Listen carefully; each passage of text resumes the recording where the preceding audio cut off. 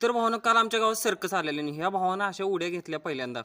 नंतर मग हे 2 अशा चिव्यावर हे चालायला लागला. खतरनाक होता माणूस हे. आपली कौशल्य दाखवत होता. नंतर एका काठीवर हे नाचू लागलेला असा. आणि त्यानंतर त्यानं 2 गाड्या अशा आणायला लावल्या. एक बाजीराव पटेल आणि एक सुरेश पटेल दोघांच्या गाड्या होत्या. त्यानं हातानं ओढून धरलेल्या गाड्या. ह्याचं पूर्ण ब्लॉग आपल्या YouTube चॅनलवर नादवर तुम्हाला बघायला मिळणार. नंतर त्यानं केसांना दोरी बांधलेली आणि असे सायकलला फिरवत होता केसांना बांधून. आत्ताच बघा की केस वगैरे पोरांचे कसे आहेत आणि ह्यानं कसं ते हँडल केलं आणि हे 100 किलोच्या वरती असणार आहे वजन याचं हे वाश्याचं. आणि नंतर मग हातानं त्यानं दगड फोडलेला हातानं.